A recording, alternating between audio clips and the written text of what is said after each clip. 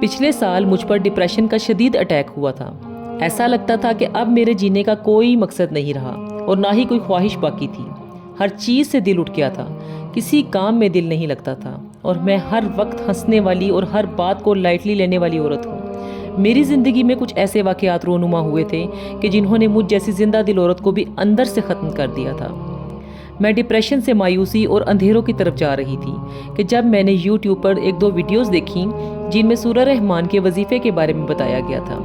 میں اس سے پہلے نمازوں کی پابندی نہیں کرتی تھی اور اللہ سے دور تھی۔ میرے پاس اس وقت دو آپشن تھے، یا تو اس ڈپریشن میں مزید بھٹک کر منکرین خدا ہو جاتی اور اپنی ہر ناکامی کا ذمہ دار نعوذ باللہ اللہ کو ٹھہراتی، یا پھر اللہ کی طرف قدم بڑھا کر اللہ کے قریب ہو کر خود کو اس تکلیف سے نجات دلا دیتی۔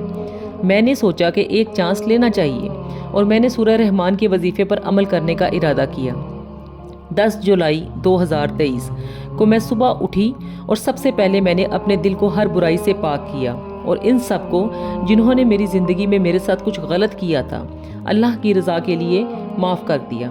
اور سب کے لیے اپنے دل کو صاف کر دیا، اور پھر فجر کی نماز ادا کی اور سورہ رحمان قاری عبدالباسط عبدالسمیع کی آواز میں تلاوت یوٹیوب پر لگا کر اپنے پاس پانی کا آدھا گلاس رکھ کر بیٹھ گئی اور دل میں اپنی اس تکلیف کی کیفیت کو سوچتے ہوئے 3 مرتبہ درد دل سے اللہ کو پکارا، اور وہ تلاوت جو 17 سے 18 منٹ کی تھی پوری سنی، اور پھر 1 مرتبہ درد دل سے 3 مرتبہ اللہ کو پکارا اور پھر وہ پانی دم کر کے پی لیا۔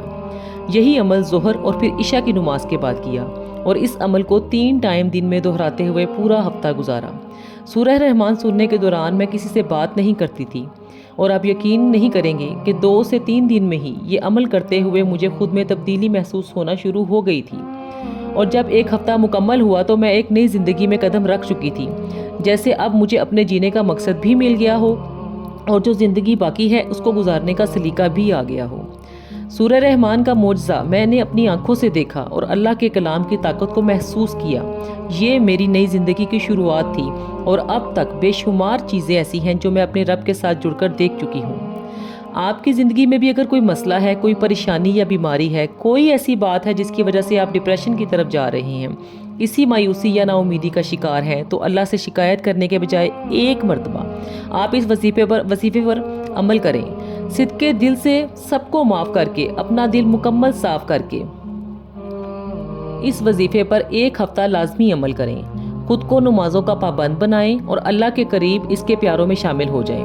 دیکھیں، میں جانتی ہوں کہ ہم انسان ہیں، فرشتے نہیں ہیں، نہ چاہنے کے باوجود ہم سے کئی غلطیاں اور گناہ ہو جاتے ہیں، لیکن اپنے ان گناہوں کو پہلے تو ہم نے خود کو بچانا ہے، اور اگر گناہ سرزد ہو جائے تو فوراً توبہ کرنی ہے۔ توبہ کا دروازہ اس وقت تک کھلا ہے جب تک کہ آپ زندہ ہیں۔ اس نیت سے گناہ نہیں کرنا کہ کر کے توبہ کر لیں گے، بلکہ کوشش جاری رکھنی ہے کہ گناہ نہ ہو، کیونکہ ہماری یہ کوشش ہمارا شیطان کے خلاف جہاد ہے، اور ہمیں اس جہاد کو جاری رکھنا ہے، کیونکہ اللہ جہاد یعنی کوشش کرنے والوں کو پسند کرتا ہے، اور اللہ توبہ کرنے والوں کو بھی پسند کرتا ہے۔